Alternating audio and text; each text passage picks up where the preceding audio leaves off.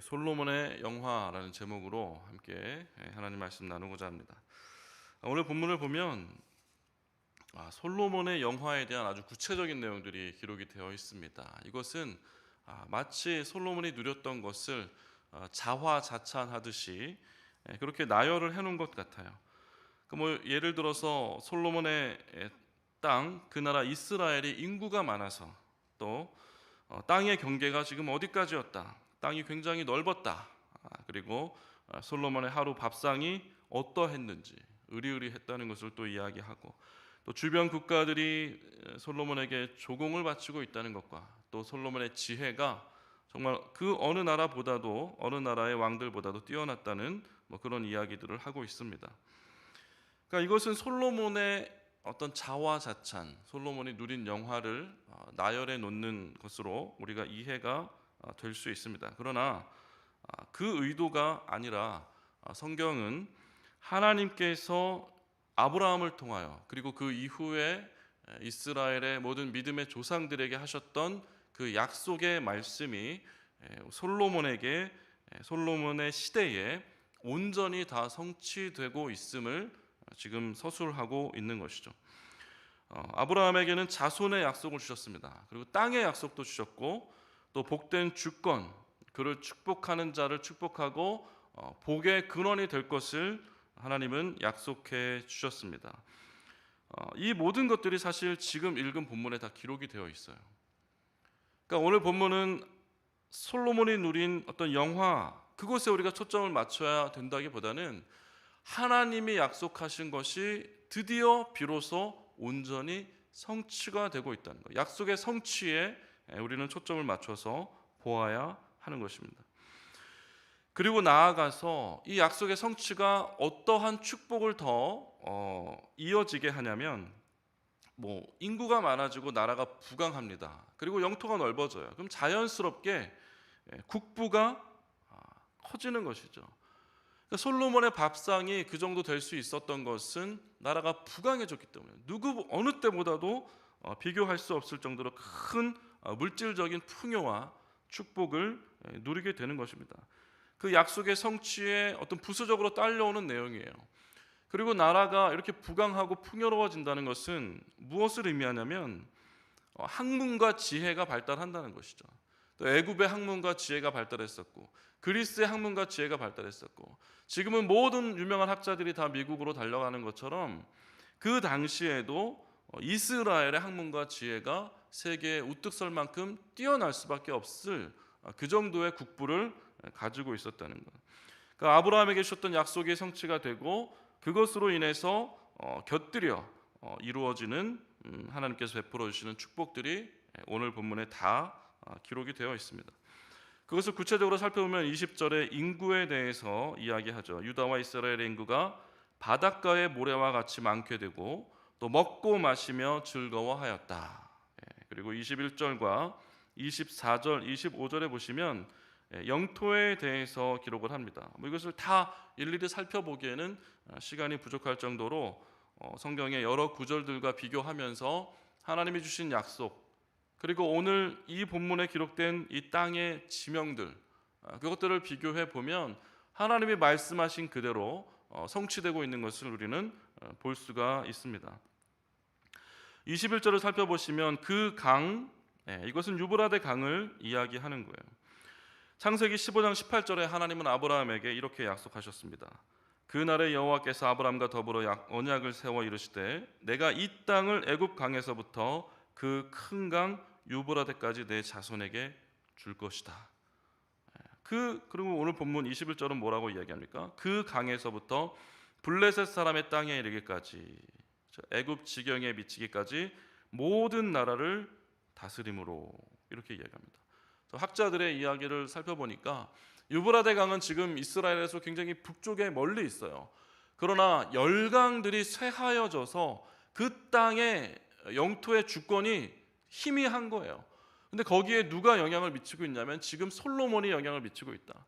그리고 애굽도, 지금 애굽의 이집트가 얼마나 대단한 나라입니까? 그러나 마침 이제 솔로몬이 즉위하였을 당시에 애굽의 정치적인 혼란으로 인해서 그곳까지 솔로몬의 영향을 충분히 미치고도 남았다는 겁니다. 지금 그 이야기를 하는 것이죠. 이것은 이후에 모세와 여호수아에게 주셨던 하나님의 약속에서도 볼 수가 있는 것입니다. 그리고 21절에 보면 그 나라들이 조공을 바쳐 섬기더라. 넓은 영토를 가지고 나라를 다스리고 있었지만 그것뿐만 아니라 그 주변에 딸린 그 많은 나라들이 이스라엘을 향하여 조공을 바치고 있었다는 거예요. 보통 나라가 대통령이 바뀌고 나면 아니면 왕이 바뀌고 나면 조공을 그 앞 선대에 바치던 나라들이 그 후대 왕에게 조공을 바치지 않는 경우도 종종 있어요. 왜냐하면 나라가 기울어 가면 잘 조공을 바치다가 이제 바치지 않아도 되겠다 이제 판단이 되는 거죠. 그러면 이제 조공을 딱 끊어버린단 말이죠. 그러나 솔로몬이 통치할 당시에 다윗이 누렸던 그 강력한 나라의 어떤 위상 그대로 지금 솔로몬에게도 이어지고 있는 것을 상징적으로 말하고 있는 것이죠. 24절에 보니까 강 건너편을 다스리고 사방에 둘린 민족과 평화를 누렸다. 샬롬을 누렸다. 그러니까 복이 될지라. 그러니까 너를 축복하는 자에게 하나님도 복을 준다고 하였고 창세기 12장 3절에 땅의 모든 족속이 너로 말미암아 복을 얻을 것이라 하신 것처럼 주변 국가들과 평화, 샬롬을 유지함으로 인해서 그 민족들도 이스라엘이 누린 축복을 이렇게 흘려보내는 그 축복을 받게 되는 것이죠. 조공을 그들이 내는 이유가 무엇입니까? 받는 게 있으니까 내는 거예요, 사실은. 이스라엘을 통하여 누리는 혜택이 있으니까 조공을 내는 거잖아요. 어떠한 그런 것들을 우리가 살펴보게 됩니다. 그리고 25절에 보니까 단에서부터 브엘세바까지 너무나 유명한 내용이죠. 단에서부터 단 최북단 그리고 브엘세바까지 최남단.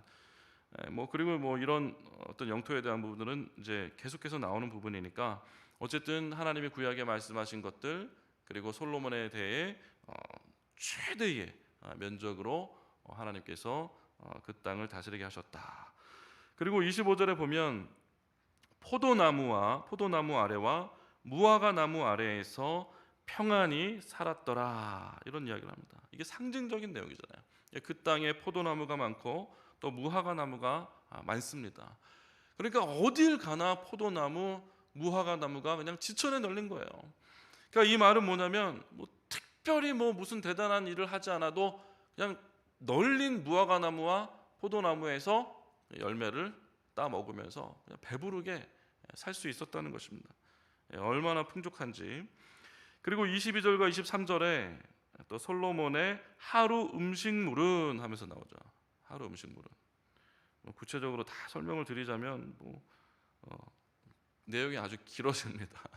간단히 말씀드리면 가는 밀가루가 30고르다. 그러니까 이것을 학자들이 연구한 것에 의하면 2리터짜리 우리 생수통 있잖아요. 2리터짜리 생수통에 밀가루를 부어서 이제 교회 식당에다가 쭉 늘어 놓는다고 이제 해봅시다. 그러면 그 생수통 3,300개, 3,300개를 쫙 늘어놔야 되는 그런 정도의 양이라고 합니다. 또 굵은 밀가루 60고루는 6,600개예요.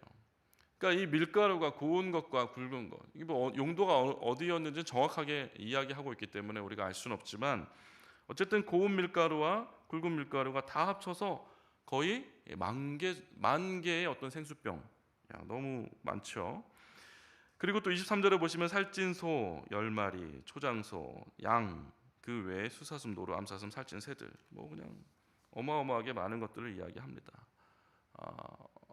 이것을 놓고 계속 연구한 어떤 한 학자는 한 14,000명 정도의 사람들이 먹을 수 있는 정도의 양이었다.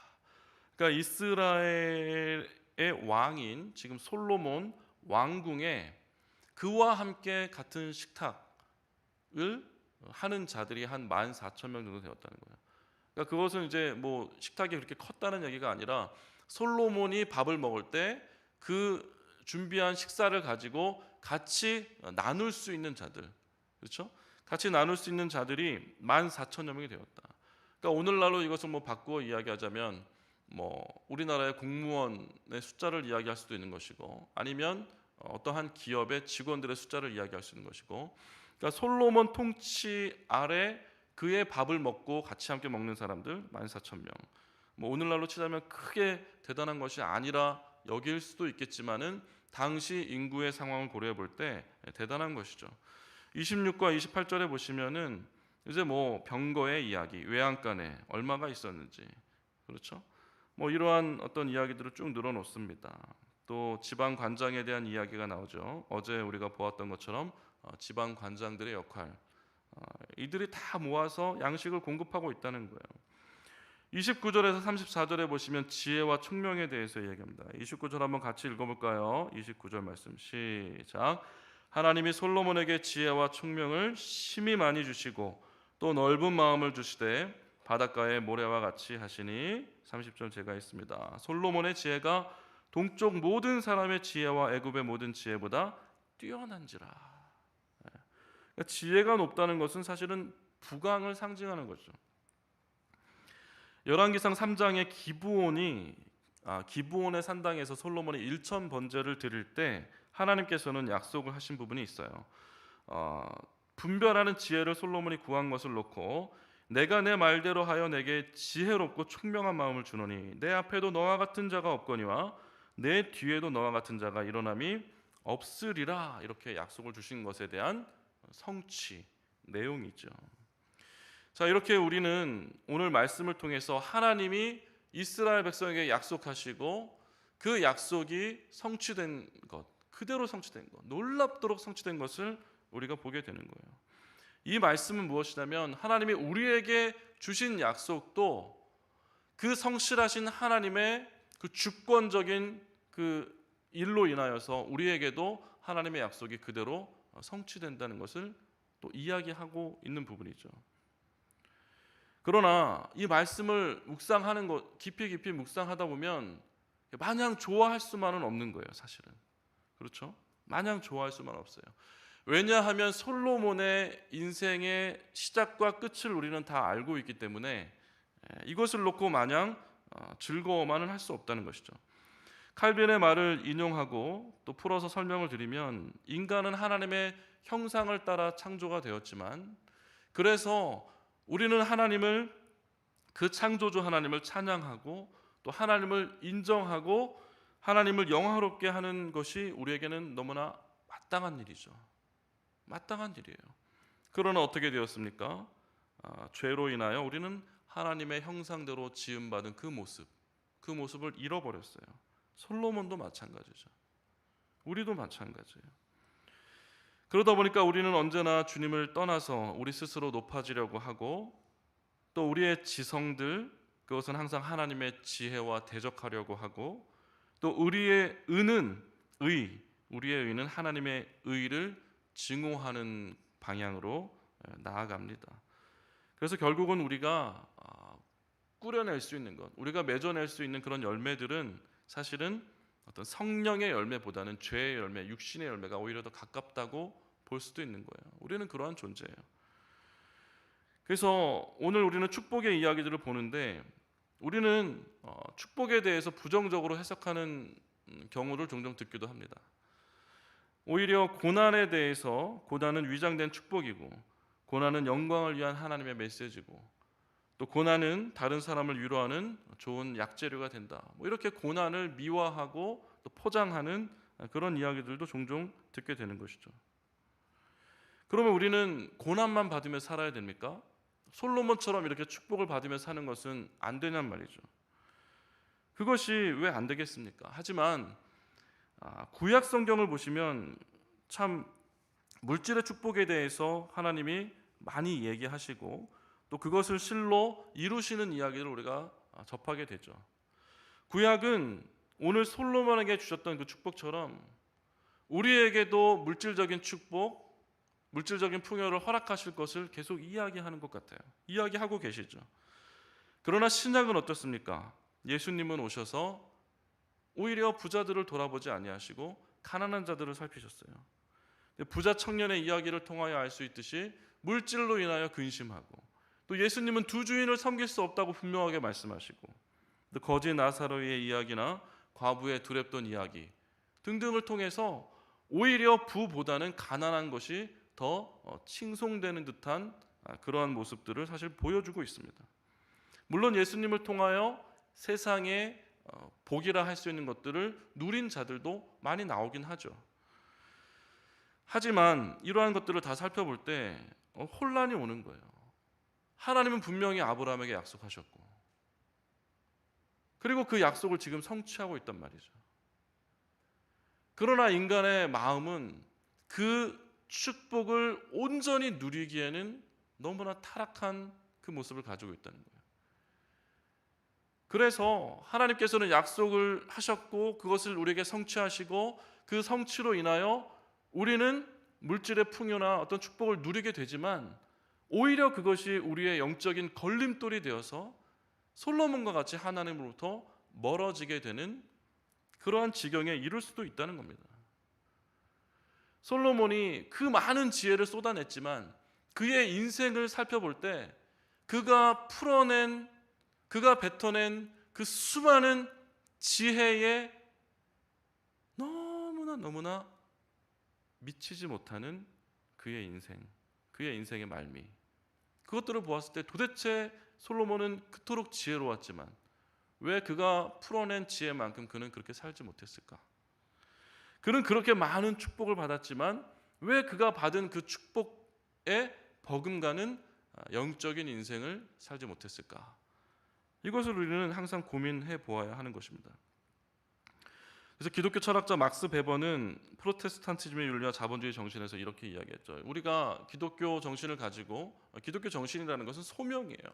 하나님께서 우리 한 사람 한 사람을 특정한 자리에 어떤 위치에 부르신 거예요.